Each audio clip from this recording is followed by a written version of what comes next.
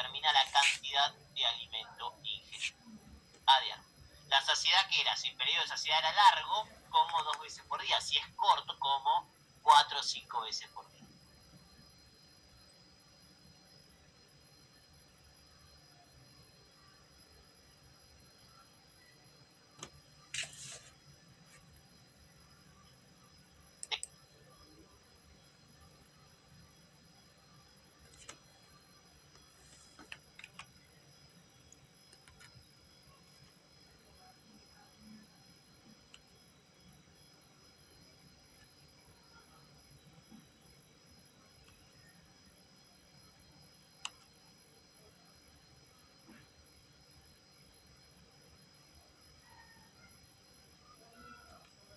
Hacemos la otra.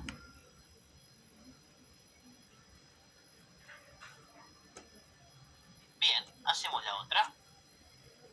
¿Okay? Acuérdense, la mayoría pusieron la mayoría la B y algunos la A.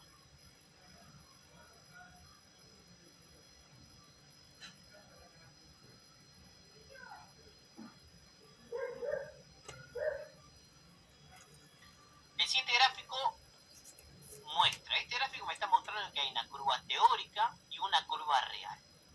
Y me está hablando de la concentración de potasio plasmático, ¿okay? O sea, lo que sería extracelular.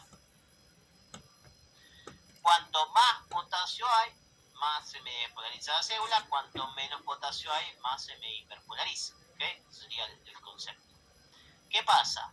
Cuando yo tengo esta curva que es la teórica, me habla de que el potencial de membrana en reposo únicamente depende del potasio. Mientras que la real, esto sería entonces el NERS del potasio. Mientras que la real evaluaba todos los iones, que era la de Gold. ¿Por qué yo tengo que hay una real y hay una teórica? Porque este potencial de reposo, si únicamente lo relaciono con valores de potasio, me da esta curva. Pero si yo además meto múltiples iones, la curva se modifica un poquito. Igual fíjense que es muy parecida a la real a la teórica, ¿por qué? Porque el principal ion que genera el potencial de reposo era el potasio por su gran permeabilidad. Pero ¿qué pasa? Cuando los valores extracelulares de potasio se hacen altos, ya no existe la curva real. ¿Por qué? Porque el potasio es tan grande, la fuerza que está generando de movimiento, que los otros iones se ignoran o no generan una fuerza que modifique el potencial de reposo. Por lo tanto, a altas concentraciones de potasio extracelular, el potencial de membrana de reposo va a depender únicamente del potasio, porque el sodio, el cloro y otros iones no generan una modificación, si no debería ser así la curva. ¿Okay? Por lo tanto, ¿qué significa la real? Que el potencial de membrana de reposo se genera gracias a todos los iones permeables, ya que esta es la que depende solamente del potasio. La C sería la teórica. La del sodio no hay ninguna. ¿Y qué pasaba con el anterior? A altas concentraciones de potasio, ¿de quién depende el potencial del mar reposo?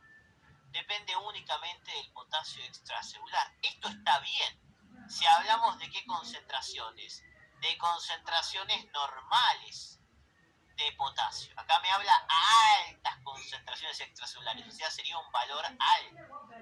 Por lo tanto, alto solo depende del potasio, normal depende tanto del potasio como del sodio. Esto sería si me pregunta en 4. Esto es cuando me pregunta en mucho. Por eso la correcta es la A. Obviamente depende de la concentración iónica y no depende del sodio. Va a depender o del potasio o de ambos elementos.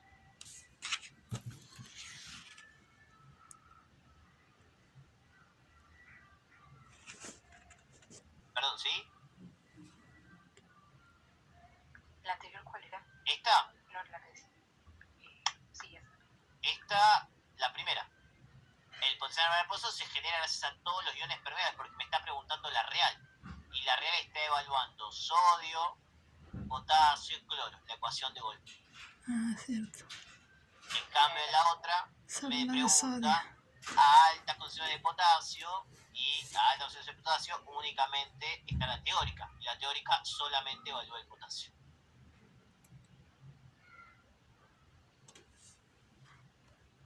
Tenemos una sinapsis 1 y una sinapsis 2. La sinapsis 1, fíjense que presinapsis y possinapsis.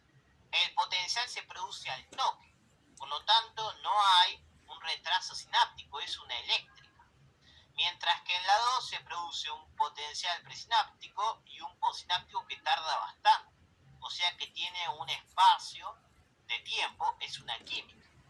La 1 que utiliza iones y la 2 utiliza neurotransmisores. Por lo tanto, la 1 es eléctrica, la 2 es química, la primera usa flujos iónicos y la segunda utiliza neurotransmisores. Fíjense en el tiempo, es rápida y un poquito más lenta. ¿Okay? Ahí viene el concepto de tiempo para poder diferenciar esta sinapsis.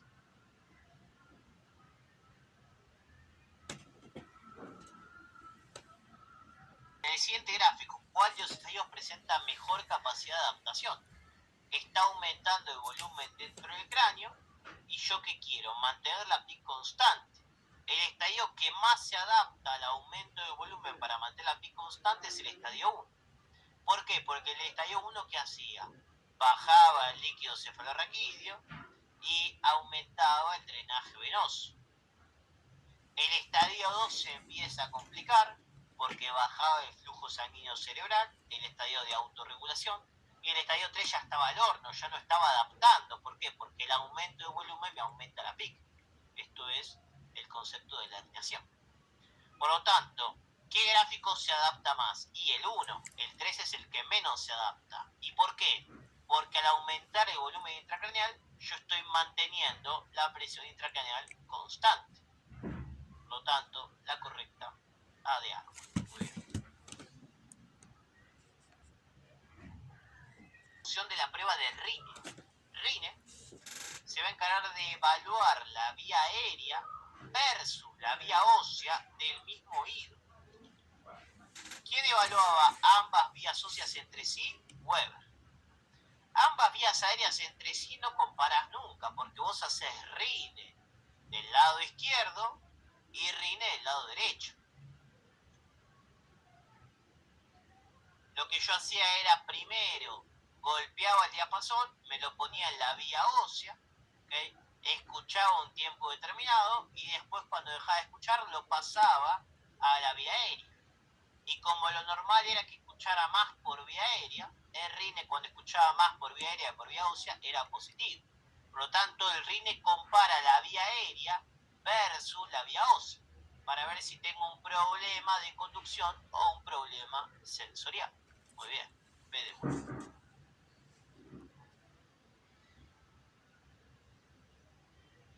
¿Cuál de las siguientes afirmaciones corresponde a las gamas? Son la base del tono muscular. La base del tono muscular corresponde al reflejo metático básico. Y dentro del reflejo metático básico diría que lo más importante serían las alfa, pero las gamas no son la base del tono, digamos. Esto sería un poco ambiguo. ¿Participa en el reflejo metático inverso? No, participa únicamente en el reflejo metático. El inverso es el sistema de Golgi, ahí no participa en las gamas. Estimula las fibras intrafusales, no las extrafusales. Y esta es la función clave de las gamas. Mantiene al uso neuromuscular descargando o estirando ante una contracción. Como contraía las fibras intrafusales, ante una contracción cuando se acorta el músculo, el uso se mantiene estirado por la contracción de las fibras intrafusales gracias al sistema de la gama. Obviamente, la otra, después venía la parte de la coactivación alfa-gama. La gama le informa el grado de estiramiento a la alfa para que ésta se contraiga y mantenga correctamente su función.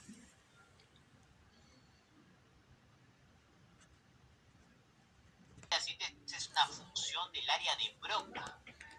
Broca, a nivel anatómico, se encontraba pasando el área 312, la parte anterior a nivel del lóbulo frontal, mientras que Wernicke estaba en el lóbulo temporal. Wernicke y Broca unidos por el fascicular 4. Por lo tanto, se encuentra en el lóbulo temporal del hemisferio dominante. Esto sería el área de Wernicke. Broca se encarga de la producción y Wernicke de la comprensión. Por lo tanto, se encarga de la comprensión del lenguaje. No. Almacenar memorias, ninguna de las dos áreas del lenguaje almacena memorias. Eso sería el lóbulo temporal. Se encarga de producir señas y gestos. Correcto. Recuerden que se encarga de producir el lenguaje. Lo que sería el lenguaje oral, hablado, como también podría ser el lenguaje de señas, gestos, escritura. ¿Okay? Por lo tanto, cualquier producción de señas, gestos o escribir participa o es función de lo que sería la producción o el área de Broca. Bien, bueno, con eso cerramos un poquito con la práctica que nos tocaba. ¿Vale? Porque tengo entendido como que las dos vías, o sea, la indirecta y la directa, están desfacilitadas, pero estuve viendo algunos choices y como que te dicen una y una, o una facilitada y la otra desfacilitada. O sea, ¿cómo sería lo correcto de decirlo, digamos? A ver, vos tenés la sustancia aérea pars compacta que se encarga de liberar dopamina. ¿Qué hace la sustancia anhidra pars compacta?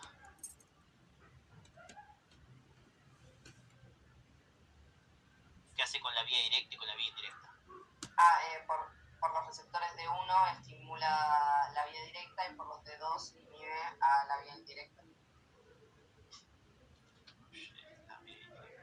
Bien, entonces esto es lo que nosotros tenemos y de esta manera favorece el movimiento o predomina el movimiento. ¿Estamos claros? Si ahora yo no tengo sustancia aérea pars compacta, ¿qué va a pasar con la vía directa? Ya no la voy a estimular y ya no voy a regular en menos la indirecta. Por lo tanto voy a tener baja la vía directa y alta la vía indirecta. Entonces, cuando yo quiero hacer un movimiento, yo necesito bajar la indirecta y subir la directa. Ese es el tiempo que lleva y tardo en arrancar. Pero cuando yo tengo Parkinson, tengo las vías en esta situación. Si hablamos de desfacilitación, tengo desfacilitada la vía directa y facilitada la vía indirecta, porque no hay nadie que me la esté regulando en menos.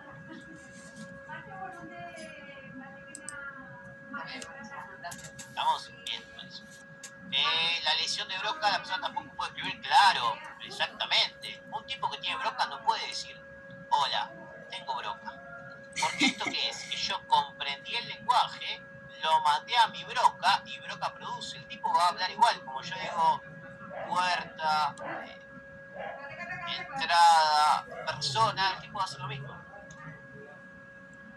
Porque es una forma del lenguaje, tampoco se puede señalar la boca y hacer un gesto negativo, porque es una forma del lenguaje. Cualquier forma del lenguaje no se puede producir correctamente. ¿Vos será la dificultad del final o puede ser que más? Me encantaría responder esa pregunta, pero no creo tener la respuesta. Yo hice unas preguntas que eran de dificultad, me gusta, intermedios. Obviamente que si tenés el tema leído, las puedes responder sin ningún tipo de problema. Como digo, ¿qué queda ahora? Hagan los que están en la plataforma, ¿okay? Que es lo que más existe, los reales, digamos, que existen. Practiquen, sigan practicando y de última, si ya no tienen más choice para hacer o ya no se les ocurre qué más hacer, empiecen a practicar oral. Si ya no tenés más choice para hacer, empecé a estudiar fisio en modalidad oral. Ahí vas a ver que vas a empezar a tener un montón de contenido que va a ser